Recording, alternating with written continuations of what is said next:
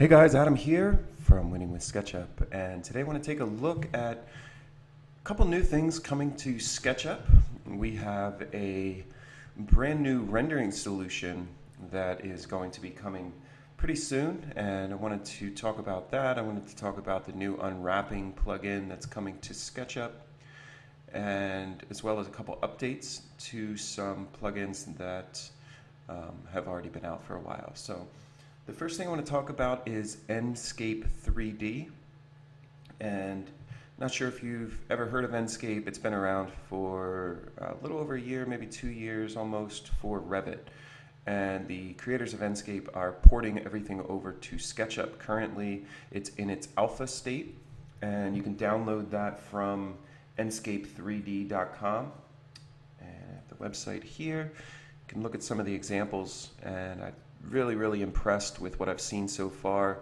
I downloaded it and been playing with it a little bit, and just really quality lighting for a real-time solution. I'm really impressed with the GI overall, the global illumination, and suffice to say it's better than Lumion and up there with maybe Lumen RT's global illumination, not quite Unreal Engine, which does light baking, so it has a much better result. But overall, the GI for Enscape has been really good. I'll show you some examples of some rendering that I've done. It's priced fairly reasonable for the Revit version. I'm not sure if the same cost model is going to be for SketchUp or not, but they do have a monthly $45, which kind of fits small studio budget, or you can just buy the license for a year and save some money that way. So in order to get this, what you want to do is just go to Enscape and go down, put your name, email address, do the start free trial. You'll get an email address or an email to confirm your email address. Once you confirm it, they'll send you another email with a download link. Now, once you get the download link, it's going to take you to this page right here. And it says, thank you for downloading Enscape. And the first time around, I wasn't paying attention, and I just downloaded through this button here and didn't realize it said for Revit.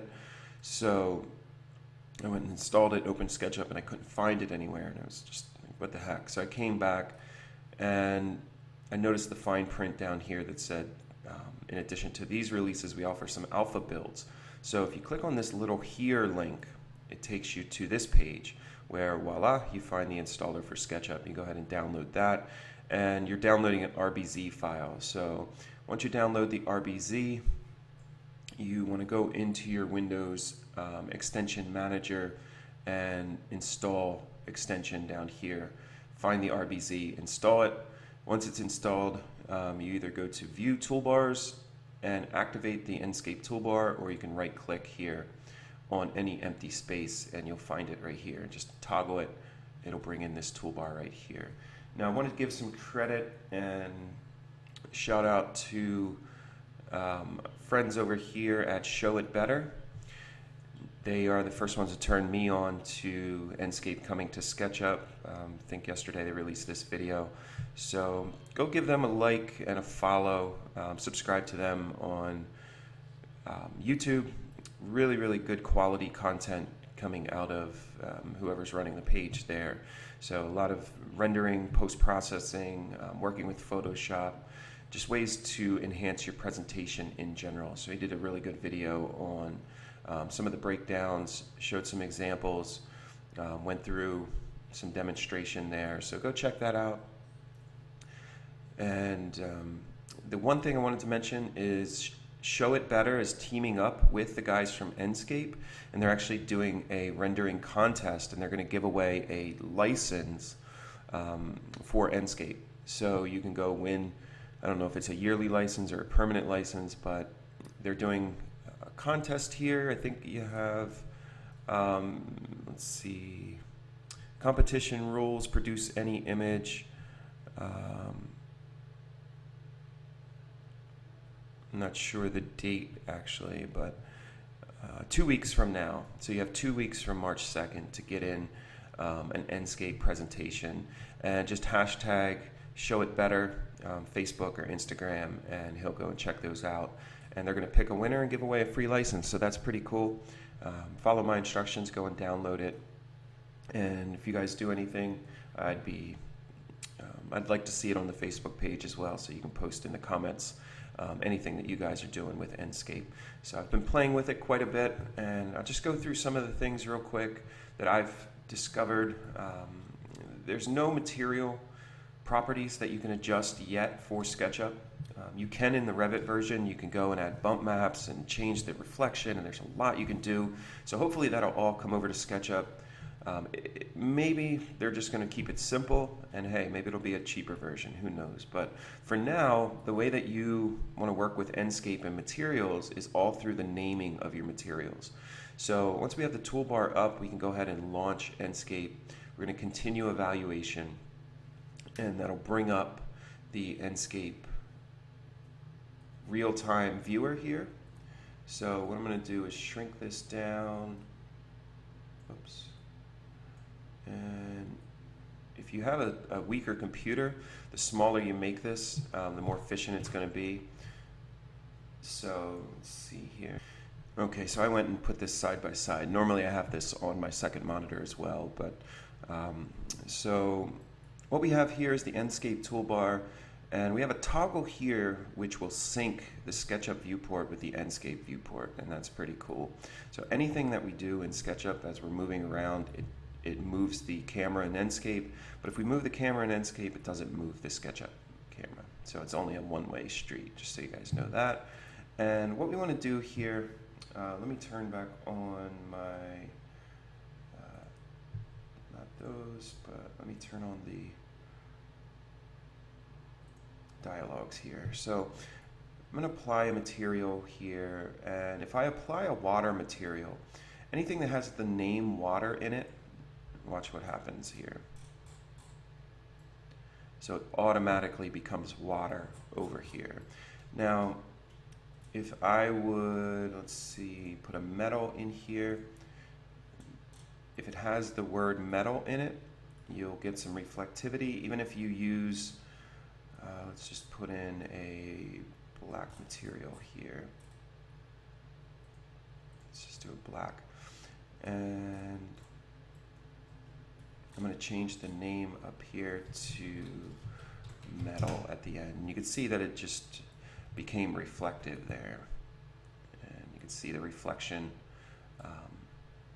Now the one thing that I did notice is the Face Me components, you need to turn the camera. So Face Me components currently aren't going to work with animation, but you need to turn the camera and then toggle this resend button, and it'll straighten it back out. You can see like that. So that's something to keep in mind. Some of the other naming conventions that I've come across, we have water, we have metal, and we have glass. Glass isn't based on glass.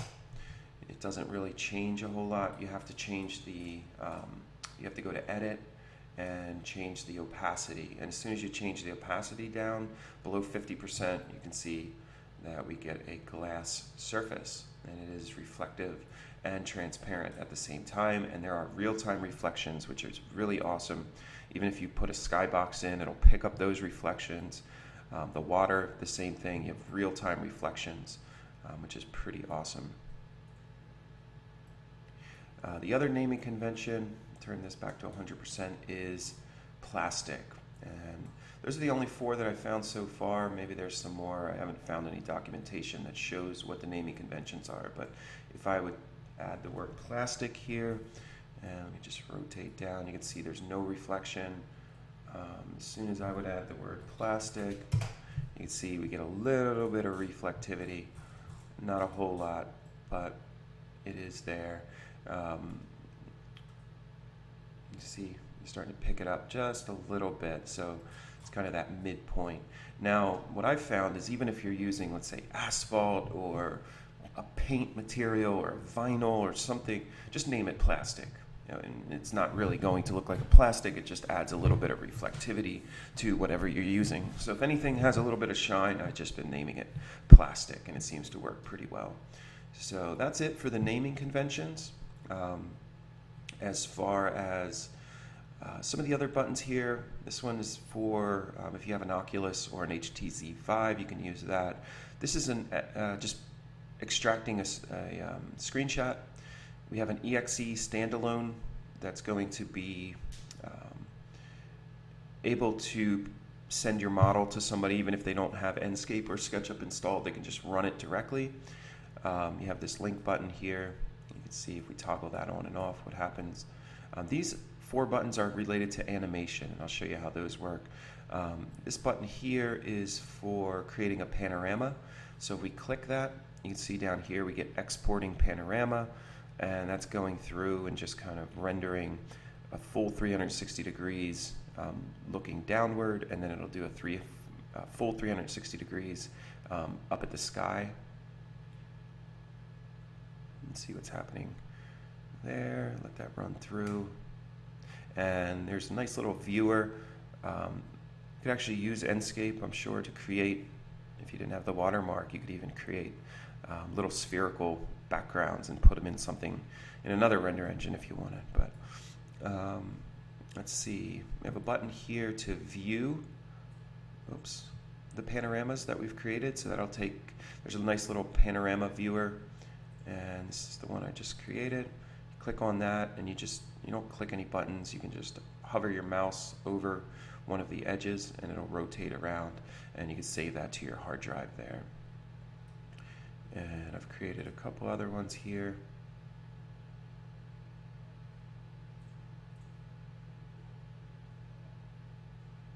Just from some of my projects.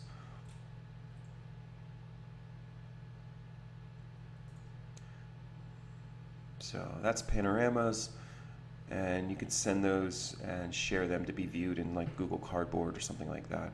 So this button is the real important one here. This is the settings, and this is going to control everything.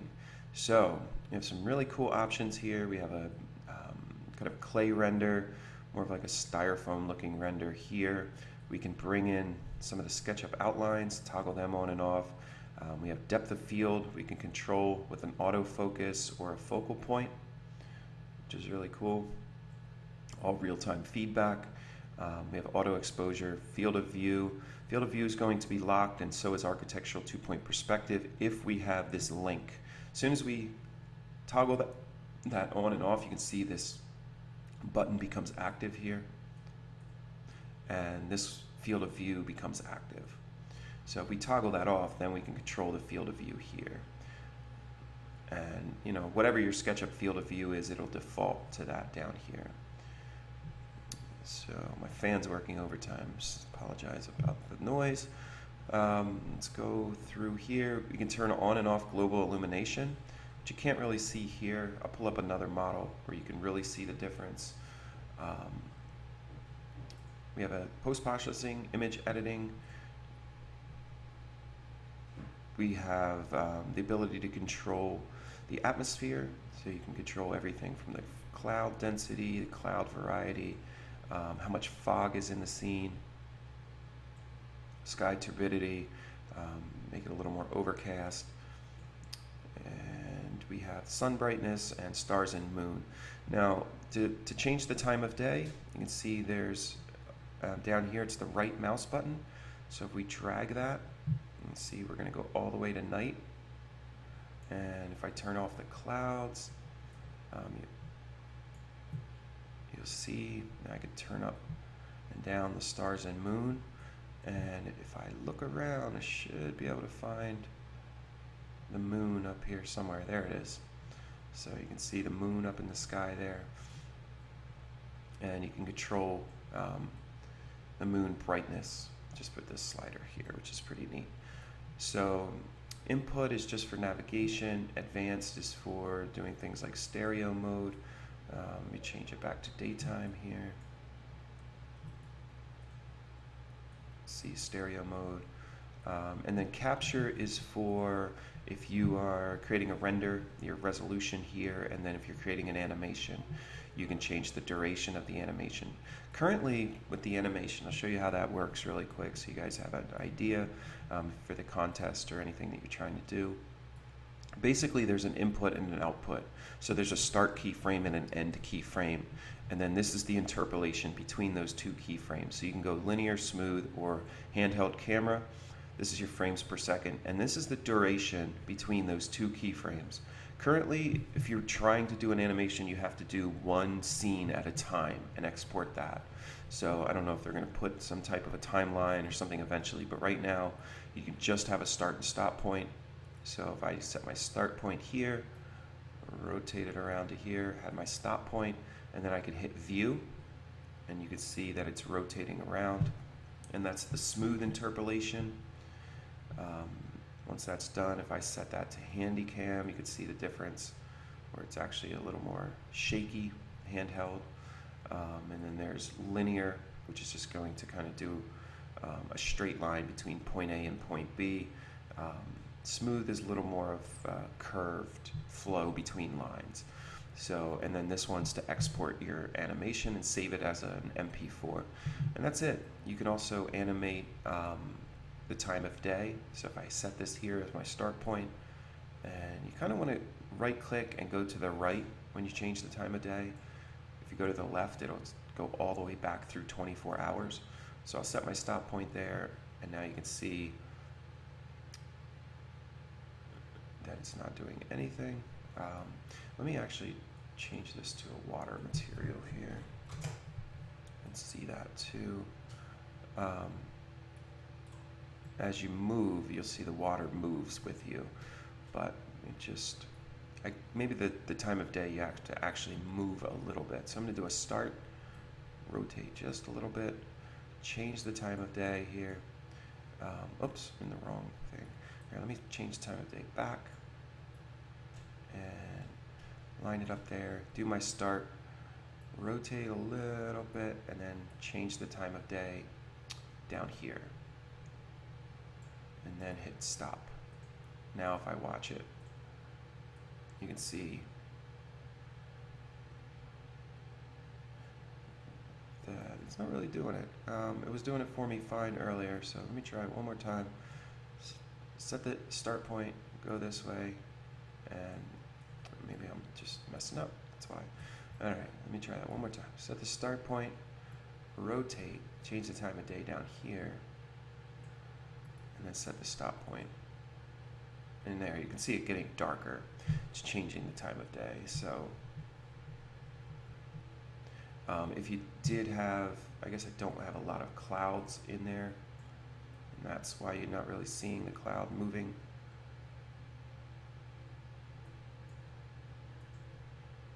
Now you can see the clouds moving. There we go. So you can see the water moving, the clouds moving. So, you know, between your 2 points, you can change the time of day, and then you can come back and adjust anything you want. Over here, I think you can even change the depth of field from what I was playing with. So you also can hide the instructions down here. You can take this to full screen, toggling fly and walk. You can see fly mode here. The space bar will take you down to ground level.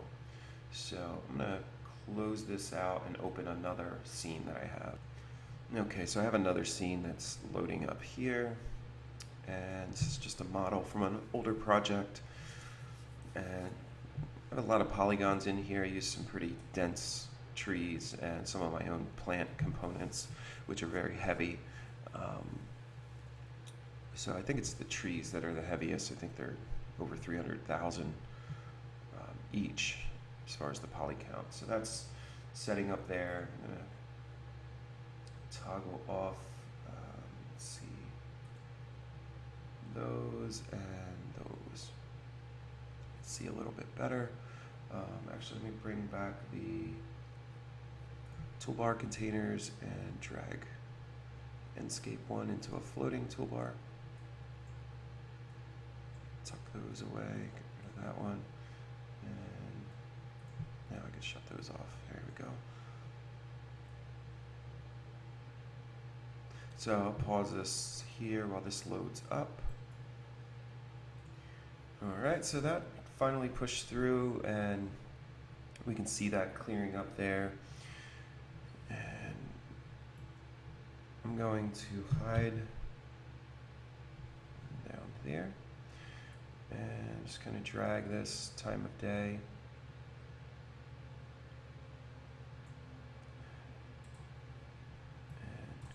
And just going to scroll in here. Overall, for how heavy this scene is. Now, the one thing with Enscape, comparing it to some of the other solutions, because it is linked with Sketchup, they're going to need to kind of figure out a way to support high poly models. So some type of a proxy system would be amazing if we could have something that Enscape would convert over into a proxy and then render in Enscape, but leave us with only a wireframe or something over in SketchUp. That would be amazing. So if the guys from Enscape see this, that would be awesome if you guys could do that. And there's a couple other little issues with Enscape, with the mapping on some of the quad-based geometry. So if I have any in this scene here,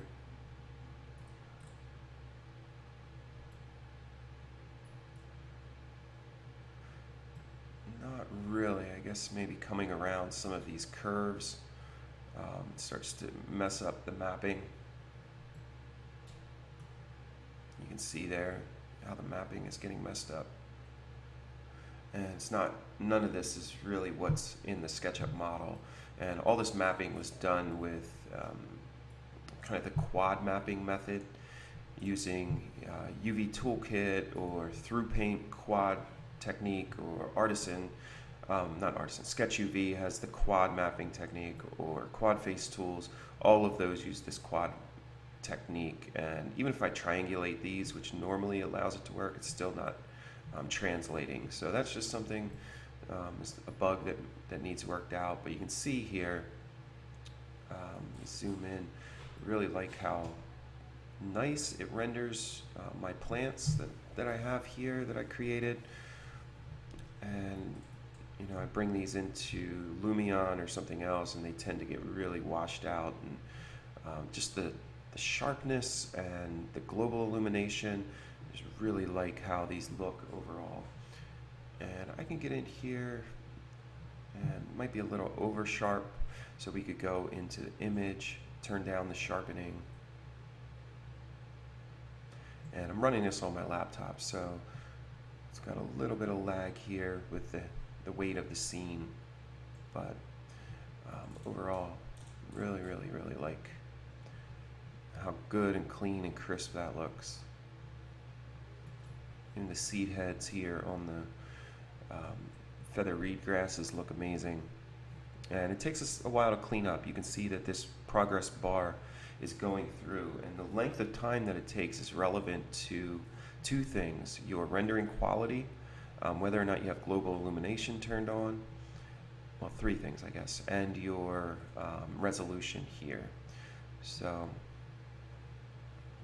this is more contingent, I guess, or affects your exporting of your image. So I'm going to back out here a little bit, and you can see every time you stop moving, it starts rendering. But if I turn down rendering quality, you'll see how fast that renders.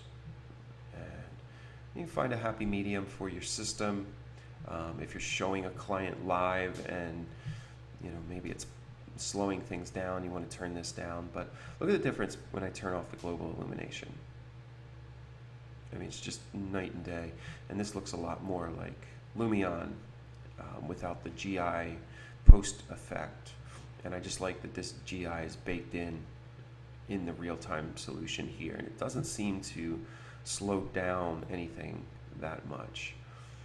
So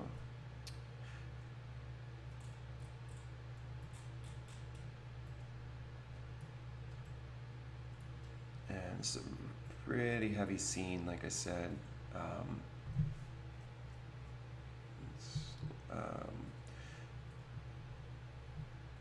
Look at model info and statistics here.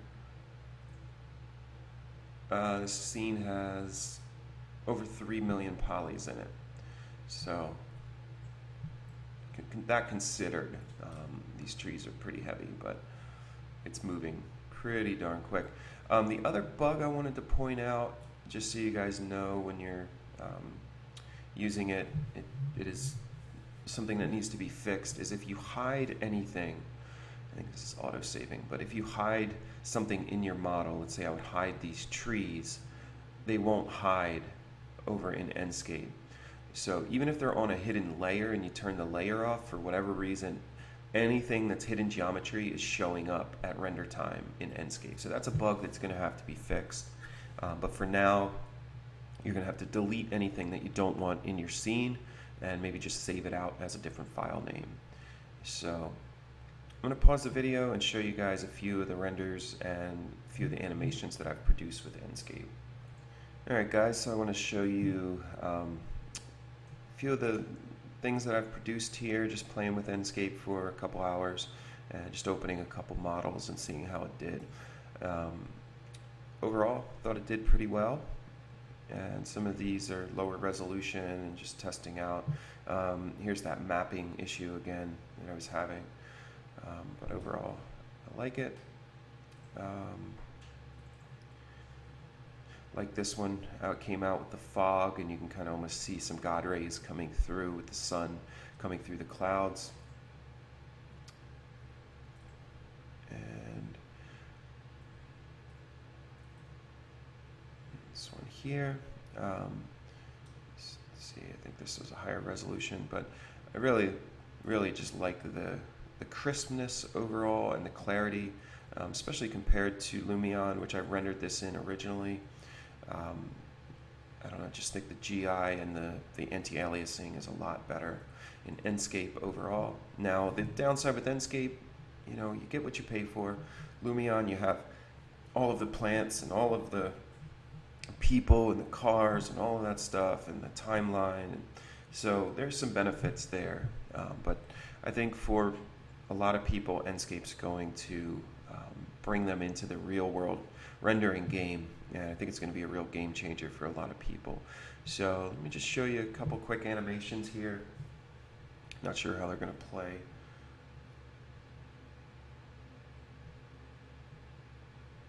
But I can post these separately instead of a screen share and see how they look. But this was a 20-second animation that I did. It took about, I'd say maybe 20 minutes or so to render. Wasn't too bad. I don't have the greatest machine either that I'm doing this on, so it's all video card dependent. I think I'm only using a 7 series mobile card or something. So, but I do have a 6-core. Let's see that one. Here's another little quick animation that I did. Again, just really clean, clear. And a couple spots where it was flickering, but that was just some Z fighting that I had. And this one I turned down the settings to see if I could go a little faster, and it did render really fast, but there's a little more noise in it overall. But the clarity is still there. The anti-aliasing still looks really good. So there's another one. And I changed the time of day on this just a little bit, and just enough that the leaves look like they were moving, and the shadowings are really good. I really like the GI, the global illumination in the dark areas and how that looks. There's one more here, kind of moving across the water, and you can see those real-time reflections in the water, which are amazing. And I think that was it for the rendering. I'll show you guys, or for the animation, there's a couple still renders. And I think that one's a lower resolution. Here's a higher resolution. But the nice thing about these is you can also export an alpha map if you wanted to go and cut the background out in Photoshop and add your own background. But check out how well it rendered my plants here. So these are some of my ScapeUp plants that I was working on before the break. and I'm going to get back to creating a lot more plants here in the coming weeks and months. So they work really well. They do become a little too high poly with Enscape or with SketchUp, but they're much better served to be a proxy. But overall, they work really well. You couldn't have a million of them in a scene, but I was really happy with the clarity of that overall. So there's a couple more plants here, different time of day. See that really nice soft shadow effect overall, and again some of the plants there. Here are, let's see, some of the panoramas that I saved out that you saw in the viewer, and you could probably even upload these to Facebook. I haven't really tried, but they seem to be a 1x2 dimension, so which is what Facebook needs. So that's pretty much it overall for Enscape. And now quickly, before we end the video, I want to talk about some of the other new things coming to SketchUp. It's been a while since I made a video, so just want to fill you guys in. Alright guys, the next thing I want to talk about quickly is the new Wrapper plugin. And I'm going to do some more videos on Wrapper in the next coming days and weeks. I'm going to want to talk about integration with Substance Painter, Photoshop, and how to actually go about doing this. If you're not familiar with what UV unwrapping is, maybe you've only ever used SketchUp, so it's not been something that's talked about a whole lot in the SketchUp circles because we didn't have the ability to do it. So what UV unwrapping is it gives us the ability, instead of just using a paint bucket and painting through kind of fill techniques where you're just selecting a bunch of faces and you're filling them, you're flooding them with a material, and you're dependent on that material being seamless so it can tile across those faces. UV unwrapping is coordinate-based texturing, and the unwrapping process and what Wrapper does is it creates the coordinates for texture painting, and that's what it's all about. So Wrapper itself isn't going to allow you to paint on your SketchUp models or anything. All it does is the prep work in order to lay down the UV coordinates to take into another software and paint the textures. So if you only ever do, let's say, architectural modeling or landscape design or something like that, it's not going to change your life to have Wrapper now for SketchUp. But if you do game design, it's a whole different story, and this is a game changer because in game design, almost every texture is a painted texture. So the same goes with character design, anything along those lines where you need to be very specific at where you place the materials, and that's what it's all about. So you can't, with normal texturing in SketchUp, you just kind of dump it in there, and you can't, you can get in and adjust the texture, but if you wanted to have, just some veins running here and something on the tip of this petal, you'd be better off unwrapping it and then just painting it. So you can go and download Wrapper. I'm pretty sure, I don't know if they've extended the beta or not. It hasn't been fully released. It's not for sale yet, but they had an open beta on the website, and it's wrap-r.com, and you can go there and grab that. But you can see these are just 2D flat surfaces here, and if I get in here, select that geometry, I've already unwrapped these. This will open Wrapper, and you can see that I have a nice clean straightened out UV grid here. This is your UV grid, this is your UV island. Wrapper has some really cool stuff to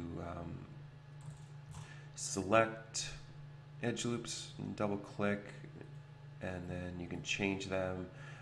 I can get in here and you can look at the model here in real time. You can use the SketchUp texture itself, and I could get in here and tweak now if I wanted to move these edges, and I could select here. You can set shortcuts, which is really nice. You can select all of these, and if I scale this, you'll see some real-time feedback of the texture in the preview window. And it works seamlessly with SketchUp.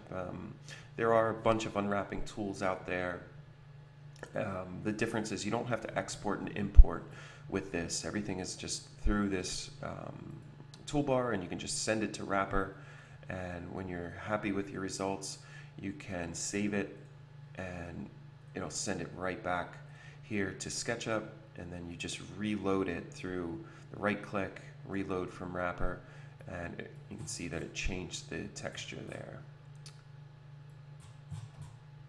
So once you have your UV set up, then you could take it into Substance Painter or Photoshop and lay down exactly the materials that you want in a very specific place. So it's kind of paint by number once you have that. Here's another example, and this is going to also lead into the other thing I wanted to talk about, which is the update to Sub D. Sub D now has this nice entity info window, which is really nice.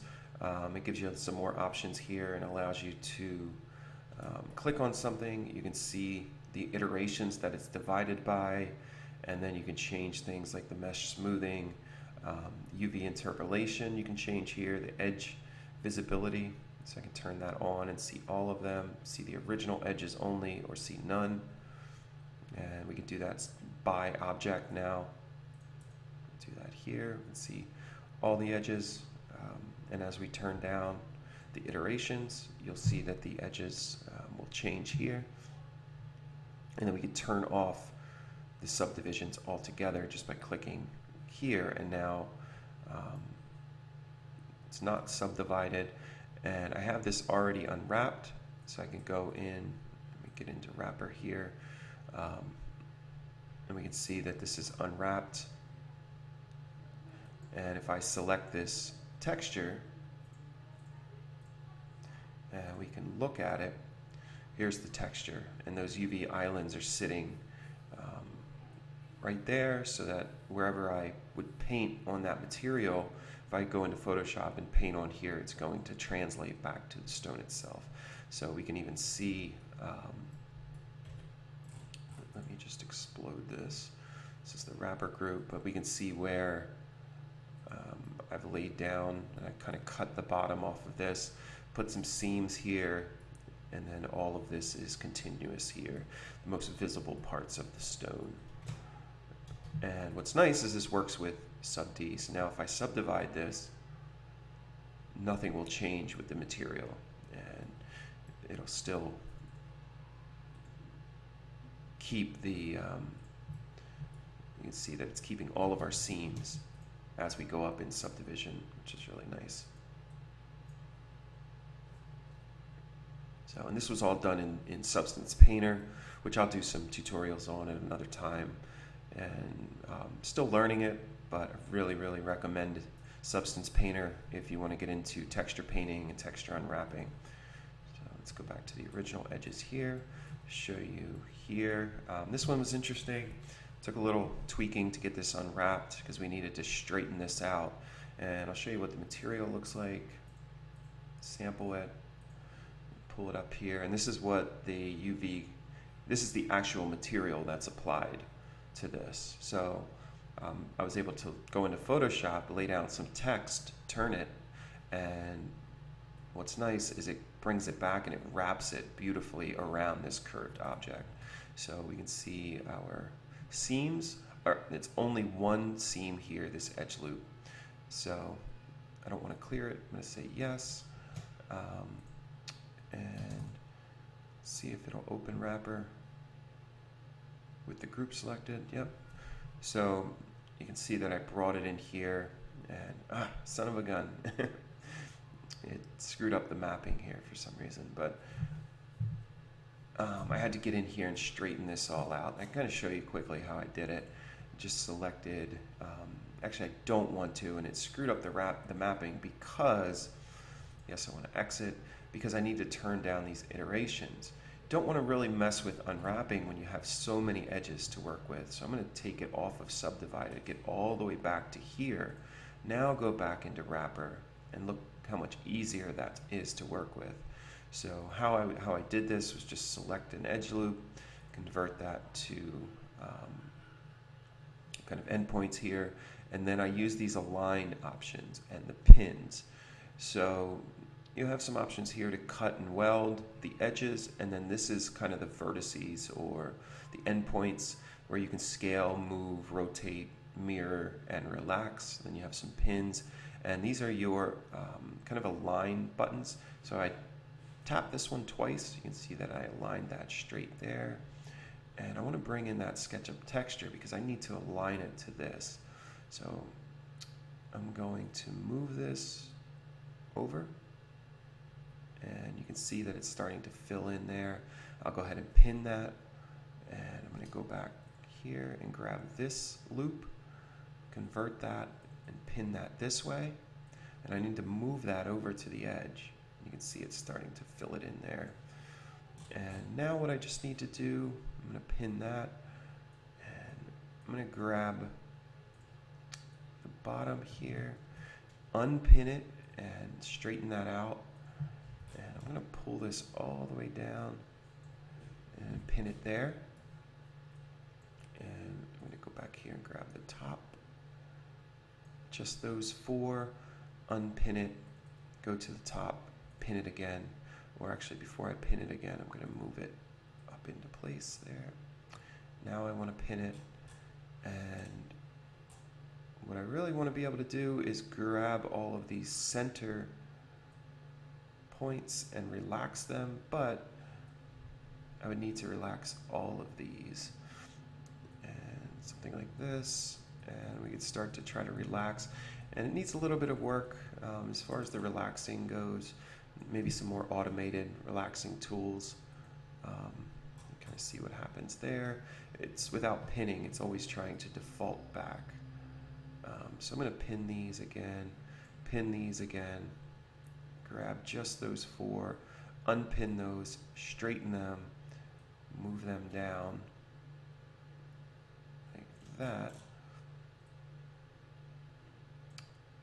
pin them, and go through. I have some keyboard shortcuts set up here, so I need to unpin those, and now you can use a lot of the same keyboard shortcuts that you have for SketchUp. Unpin, and I wish there was a toggle to, no, I guess there is there, huh? Hold Shift.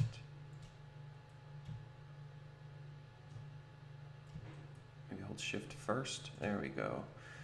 Now hold Shift first, and that locks it on the X and Y. Oops. So I could go through and continue to tweak these. Unpin.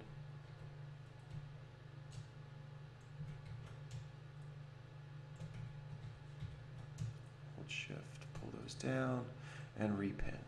So if I had a nice little keyboard shortcut set up, I could go to File, Shortcuts, and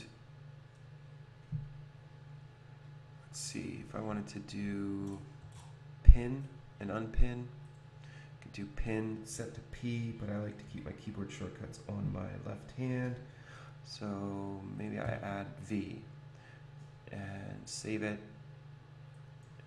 and I want to do unpin,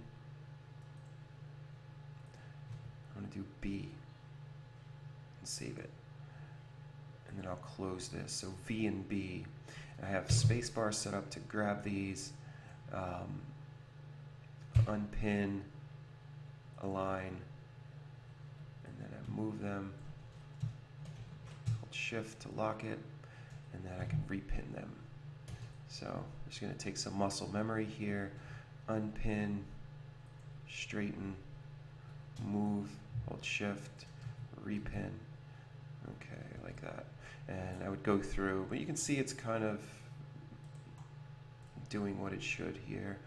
I'm going to try to grab all these center ones, and I wish I could relax those just separately. But because everything's pinned, they don't tend to want to relax. But just going to grab everything, unpin it, and there we go. I'm going to call that good. And it's a little bit off, you can see down here, and I should probably fix that. So I'm going to pin these and move these over, and I should have pinned the bottom first. So let me straighten those out. Oops, let me get back here. Everything's tweaking. Okay, grab the bottom, pin those. Now I can grab those and move them over slightly. And everything else needs to be pinned, I guess. So you can kind of see how this is working. I have everything pinned. Now I should be able to move those and pin them, my shortcut. Grab those, unpin them, and move them into place.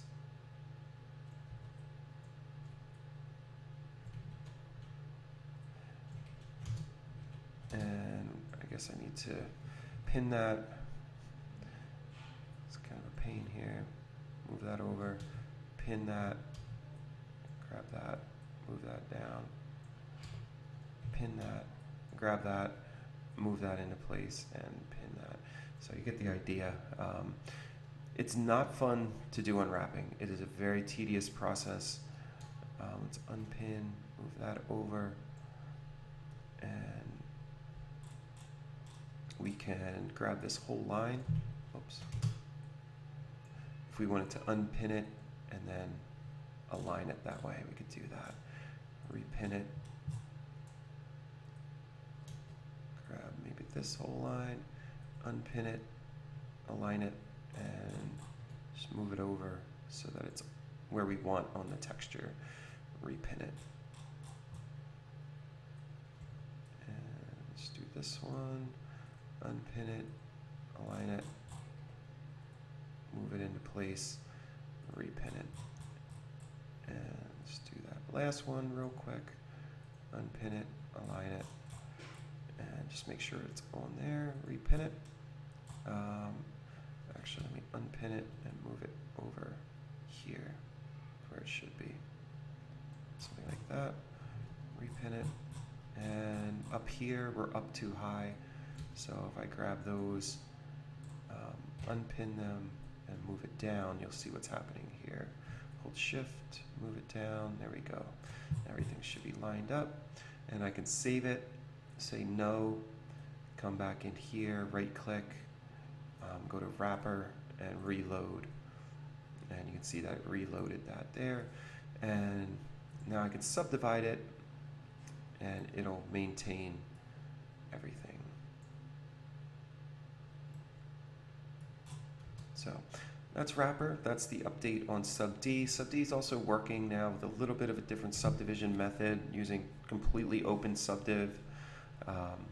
But this entity info bar here is really what it's all about. So we could do none here, and you can see that it didn't smooth anything. It just subdivided everything. Boundary corners, we have sharp.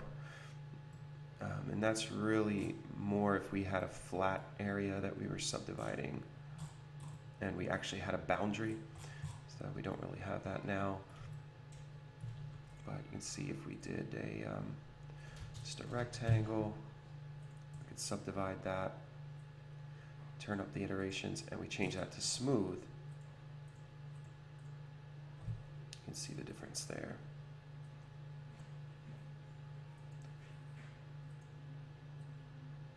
So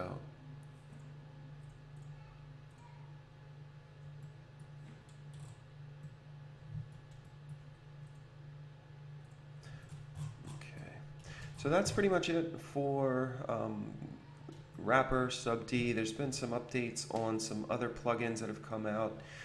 You might want to check the Sketchup plugin store. I know a bunch of them have been updated. Frito's updated almost all of his. There's a couple new plugins that have been released that I'll talk about in other videos. But for now, we're going to leave that there. This is a long video, but it's my first time back in a long while. So join that Enscape competition. Remember to hashtag Show It Better.